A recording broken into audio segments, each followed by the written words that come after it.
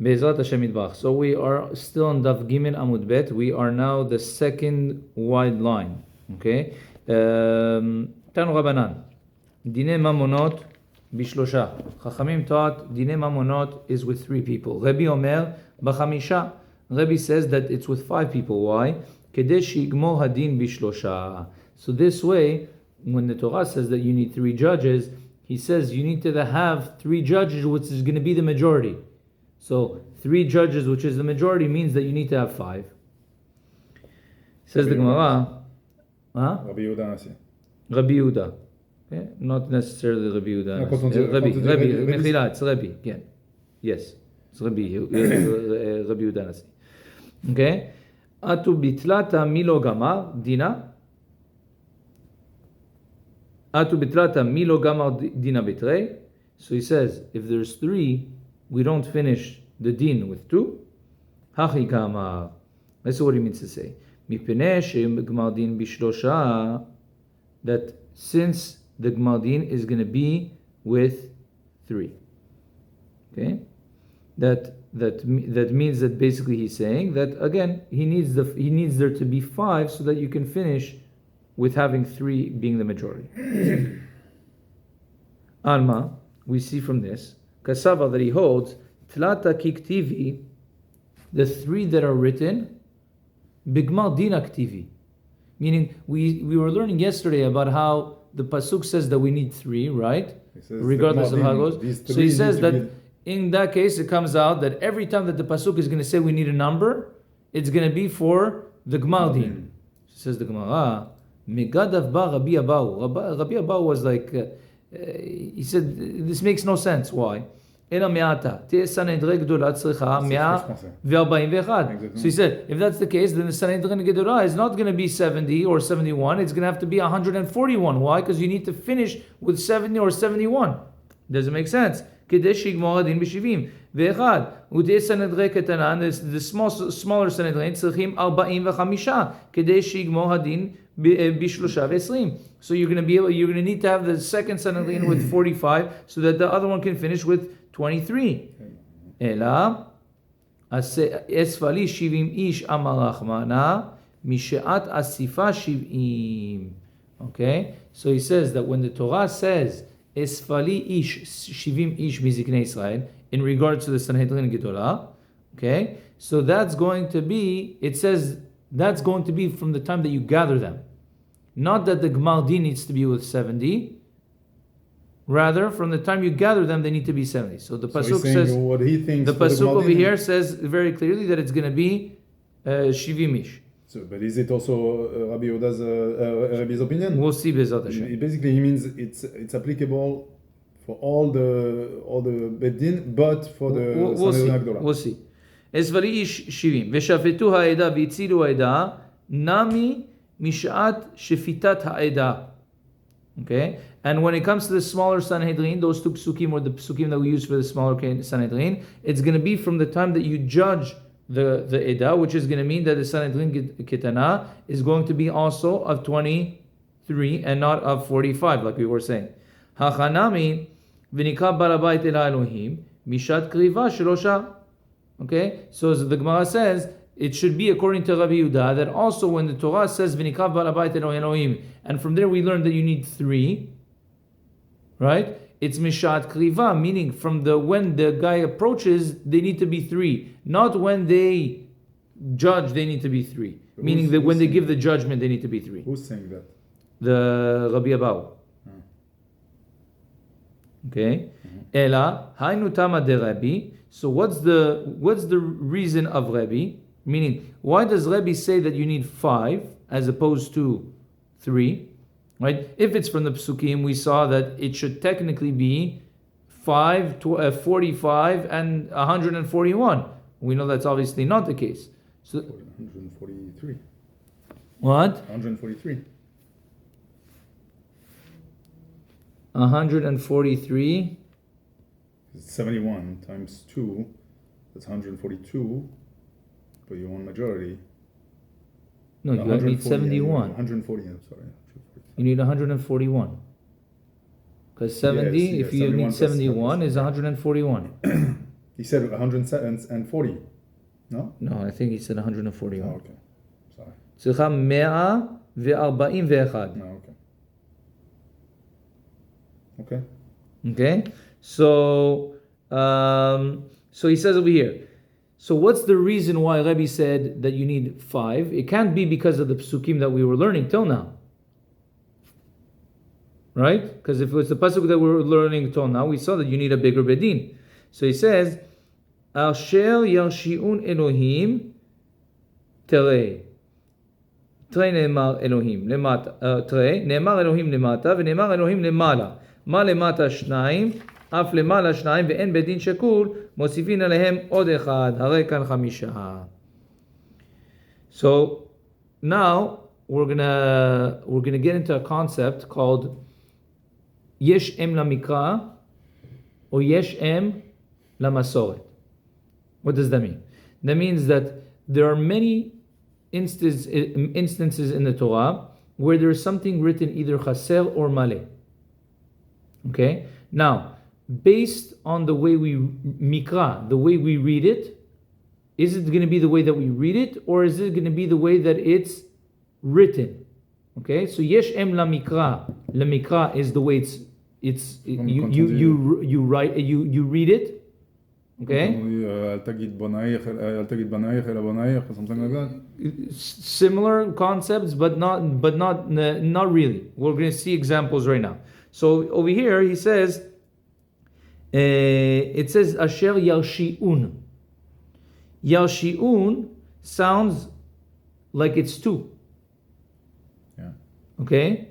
Now, there's 2 over there. And then there's also Asher Yarshi'un Elohim. Yarshi'un, it's written without a vav, but we read it as if it's with a vav.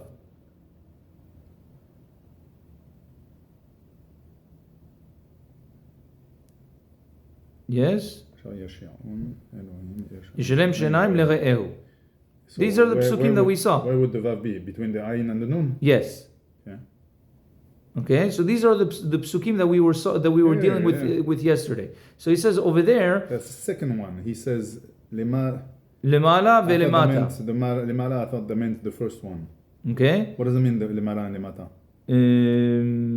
I'm assuming that normally. But that's the second one. עד האלוהים יבוא דבר וההוא ונקרב לא ככה שיב. Okay? So what's the meaning if you put a vav into Yarshi'un? So if you put vav into Yarshi'un, it sounds like there's 2. We already said that it sounds Again, like there's 2. we have 2 psukim that talk about Elohim.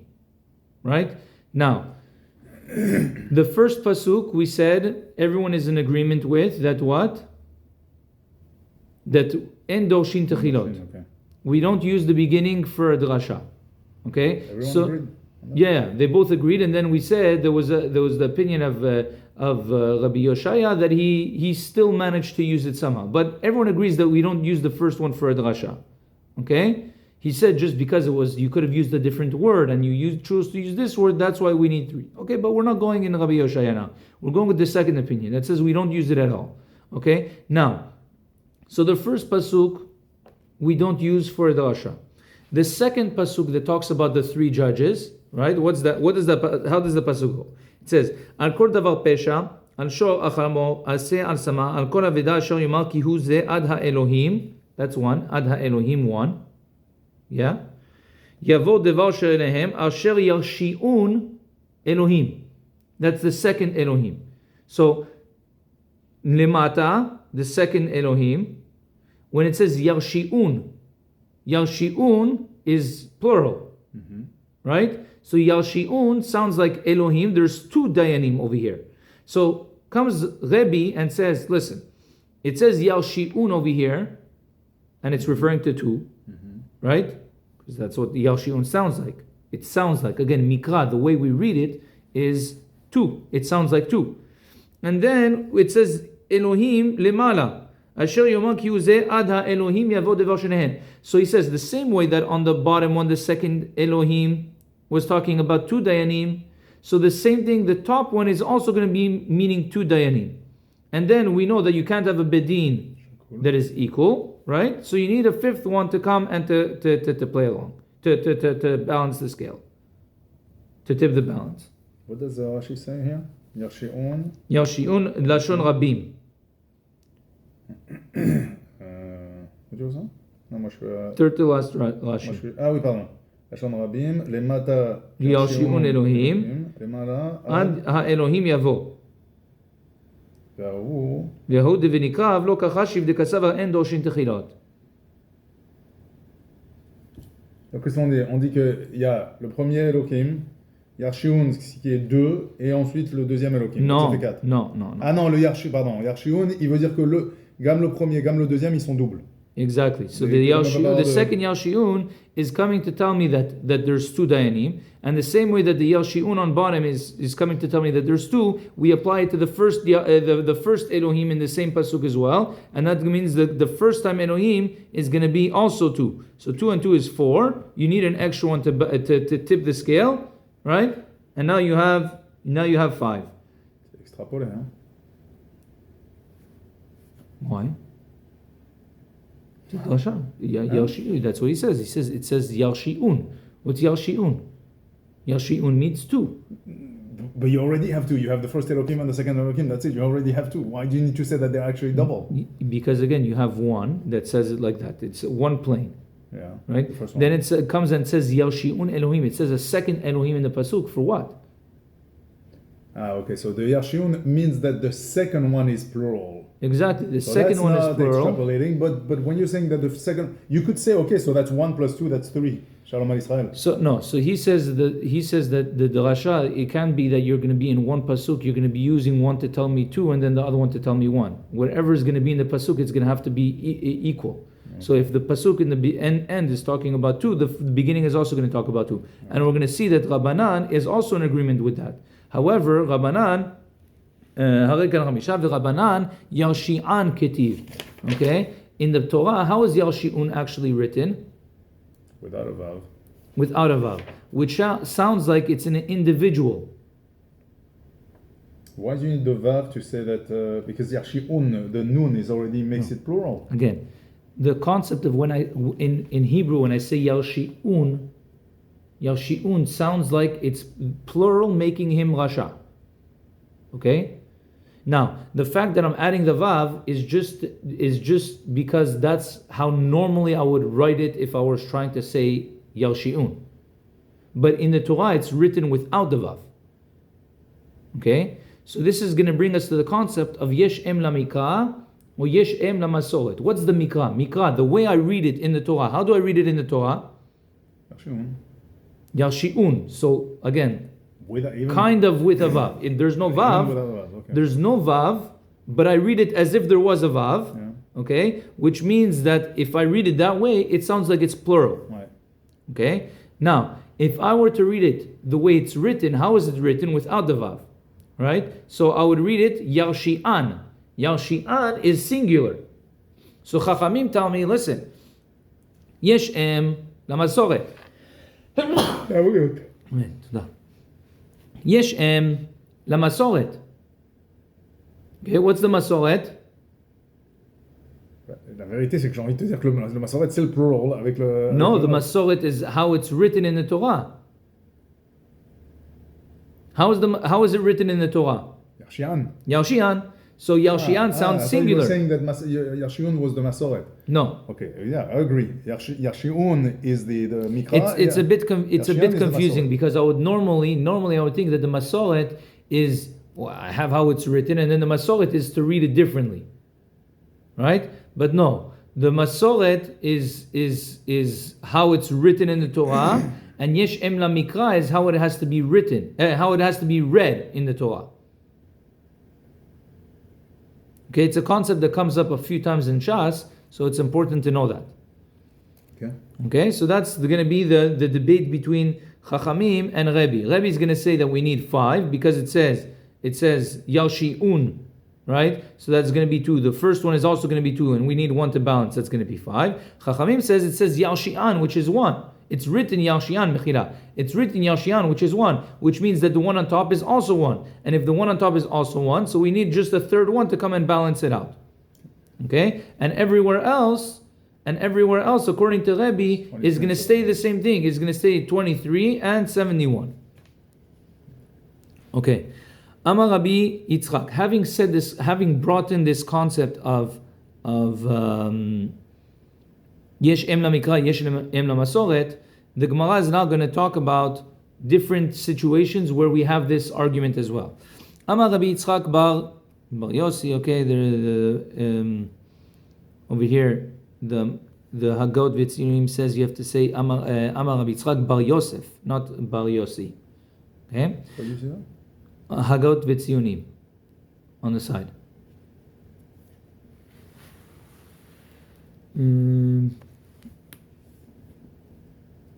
No, you have over here a small bet, so it's over here, the small bet. Look for something similar. No. I saw it, the Shas by you. Okay? So he says, Amar Rabbi Yochanan, Rebbe, okay, Rebbe, Rabbi Yehuda ben Roetz, Ubet Shammai, Rabbi Shimon, Rabbi Akiva. All those five, Kulehu Svira Lehu, Yesh Em Lamikra. They all hold Yesh Em Lamikra. Mechila, Rebbe, Hade Amran. Rebbe is what we just said, right? We just proved that Rebbe holds Yesh Em Lamikra and not Yesh Em Lamasoret. Rabbi Yehuda ben Roetz, how do we know Rabbi Yehuda ben Roetz also says Yesh Em Lamikra? Detanya, שאלו תלמידים את רבי יהודה בן רועץ, אקרא אני 70, יכול תהיה יולד נקבה טמאה שבועיים. Okay? When the Torah talks about a woman giving birth to a girl, okay, so the Torah says that she's going to be impure for 2 weeks, shivu'ayim, okay, and then what? And then afterwards, if she manages to do the hefsek tara, she manages to be clean and everything, then she's going to have till 80 days of tahara. 80 days. Okay, so the way it works is like this. When a woman gives birth, and I'm talking about the Din Torah, when I'm talking about the Din Torah, when a lady gives birth to a boy, okay, she has, this is all in Parashat Tazria. When a lady gives birth to a boy, she's going to be tameh for 7 days, no matter what. Okay? After the 7 days, if she's going to manage to be clean, okay? And again, this is only from the Torah. She goes to the mikveh after 7 days. Then for 40 days after that, no matter if she sees blood, she doesn't see blood, she's tahor. For 40 days afterwards. Oh. Okay? That's the Torah. Now, obviously, today it doesn't work like that. Today it doesn't work like that because in addition to the 7 days of Tumah, we also have what's called the Shiva Nikim. And then also if there's dam, it's called dam toha. And then if there's blood in between, we're a bit iffy about it. Okay? Now, that's for a male. For a male, it's 7 days and 40 days. 40 days of tahara. For a female, she's going to be tameh for 14 days no matter what. Okay? And then after the 14 days, 2 weeks, she's going to have 80 days of tahara, meaning it's double. Now, when the Torah says that the woman is going to be impure for 2 weeks, how do you say 2 weeks in Hebrew? Shu'aim, right? In Lashon HaKodesh, more accurately. Okay? So you say Shu'aim. How is it written in the Torah? Shiv'im. Okay? So he says, what? Missing a yud and a vav. So we'll see. He says, Ekra ani shiv'im. Yachol tiyeh yoledet nekema teme'a shiv'im. Said the Talmidim of Rabbi Yehuda ben Roetz. How do I know that when the Torah says that the woman is going to be tameh shvu'ayim, it's actually going to be shvu'ayim? Maybe it's going to be shiv'im, the way it's written. Amar lahem. So he told them, Timeh v'tiher bezachar, v'timeh v'tiher benekeva. מה כשתיהר בזכר בנקבה כפליים, אף כשתימה בזכר בנקבה כפליים. So he says it's very simple. If you look at the ratio of the Tumah and Tahara by the Zachar and the Nekeva, you see that it's very proportionate. You see that it's 40 days of Tahara and 40 days of Deme Tahara for 7 days, and then it's 80 days of Tahara for the Nekeva, so it only makes sense that it should be proportionate as well, the Tumah, which is going to be 7 to 14 and not 7 to 70. That wouldn't make sense. Right? We go back in the word for that. Okay. So he says, Amar lahen. So he told him, Timeh v'tiher b'zechar, v'timeh v'tiher b'nekeva. The Torah made impure for 7 days, v'tiher, and made pure for 40 days, b'zechar, by the male, v'timeh v'tiher b'nekeva, and it also made tameh and tahor for the nekeva. Ma keshetiher b'zechar, just like by the zachar when he made it tahor. How many days was that? That was 40. Benekeva kiflaim, the nekeva was double, which is going to be 80, which is mefurash in the pasuk. Av keshetime bezachar. So the same thing when it made tameh by the zachar, benekeva, which was 7 days, benekeva kiflaim, the nekeva is also going to be double, which is going to be double 7, is going to be 14 shivu'aim and not shiv'im. Le'achar sheyatz'u, after they left, yatza u'machzir acharem, he brought them back to the Bet HaMikdash. Amar lahem, he told them, I atem zekukim lekach, you don't need this whole drasha. Shivu'aim karinan v'yesh em lamikra. So he told them, be very simple. I don't need to get to this whole drasha ratios, 7 to 40, 14 to 80. I don't need that. Why? Because he says, daracha, I forgot, daracha is yesh em lamikra. How do we read it? We read it shivu'aim. So I don't care that it's written shiv'im. So here we see very clearly the Rabbi Yehuda ben Yoetz, he said very clearly, Yesh em lamikra. Okay? But why did Hashem write it like that in the Torah? For Drasha, says for sure. For what? There's for sure probably the Drasha over there.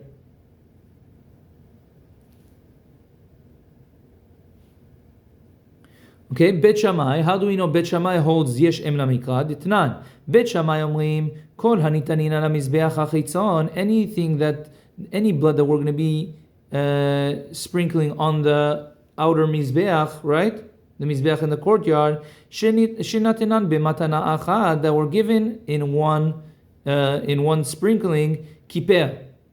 This is going to be a kapara.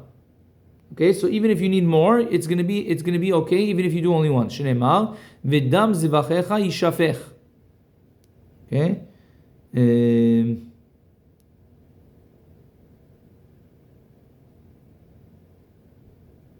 Okay, that's the pasuk that he uses. Uvachatat shete matanot, and for a chatat you need 2 matanot. Ubet Hillel omrim, Bet Hillel says no. Af bechatat shenatanan bematana achat kiper. Even if you did by the chatat 1, it's going to be enough. So Bet Shammai says normally 1 is going to be enough, but by the chatat you need 2. Okay? Ve'amar Rav Huna, my tama de Bet Shammai. What's the reasoning of Bet Shammai? Karnot, karnot, karnot. When the pasuk is talking about the sprinkling of the blood, the pasuk says the word karnot 3 times. Okay? Hare kan shesh. Arba lemitzvah, v'shtayim le'akev.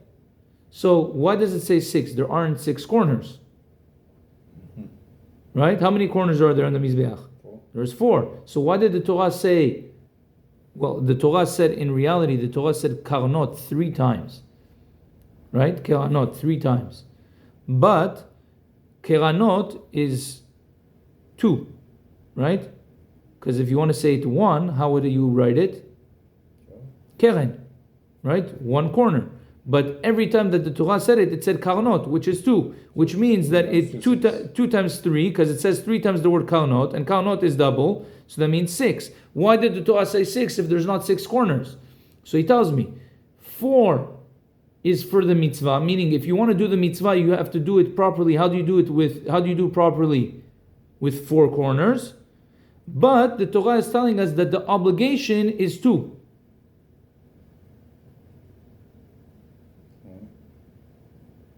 Why is it telling us the obligation? Because how many corners are written in the pasuk?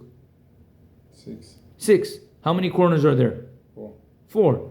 So the Torah tells me, listen, normally you should be doing it on 4. Okay?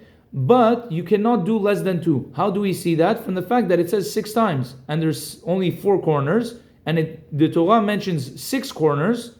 So what is that? That's going to be 4 plus 2 is 6. So from here we derive that the obligation is on 2. Yes, from the fact that there's an extra 2 corners that are written. When we say the obligation is on 2, that means the minimum, Meaning the mitzvah is to do on all 4. But the Torah writes an extra 2 corners. Why? To tell me that the obligation is 2. Okay, and we're going to see that Bet Shammai does a very similar one, but slightly different. And again, we're talking about sprinkling in different directions of the corners, or sprinkling in the corners? Sprinkling on the corners. Okay? So it says, "My time at the Bet Shammai, karnot, karnot, karnot." It says the words, the karnot 3 times. הרי כאן 6, 4 למצווה ו2 לעכב. ובית הלל אומרים, karnot, karnat, karnat. What does that mean? That means when you look in the Torah says one time the word karnot, full with a vav, and then the next 2 times that the Torah says it, they also agree that the Torah says it 3 times, but the next 2 times that it's written chaser, it's written without a vav. So it's written karnat, karnat, which is 1 and 1. So you have 2, 1 and 1, total of 4. That's according to Bet Hillel. What's a karnat? Karnat is 1 corner. It's the same. Oh. It's 1 corner, but it's written chaser, which means that it's not double. Bet Shammai says that it's written. I thought the singular was karen. Yes, but in this case, karnat can also be singular. Okay. הרי כאן 4, 3 למצווה ו1 לעכב.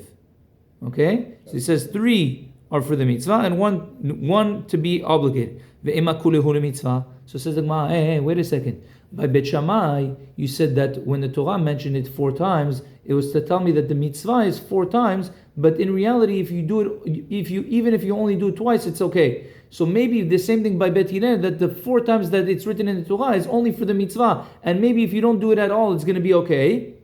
So why does Bet Hillel say that you need to do 1 time minimum? So he says, kapara bichdi lo ashkichan. We never find a kapara without doing anything. Meaning, you have to do something for the kapara to take effect. Therefore, you need a minimum of 1.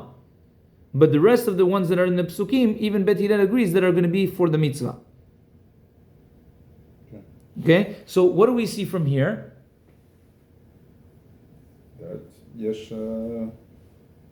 That Bet Shammai says that you're going to read it, that you're going to make the drasha based on how you read it, not on how it's written, which is yesh em lamikra. Okay. In the Torah, it is written like that: karnot, karnat, karnat. In the Torah, it's written karnat. Once with a vav. Karnot, karnat, karnat. So, but Bet Shammai says no. It's written karnot all 3 times. We say I pronounce karnot 3 times, so therefore we're going to have a drasha of 6. Bet Hillel is going to say no. We go with how it's written, which is only 4. Okay, so we see clearly that once again Bet Shammai is in agreement with this concept of yesh em lamikra.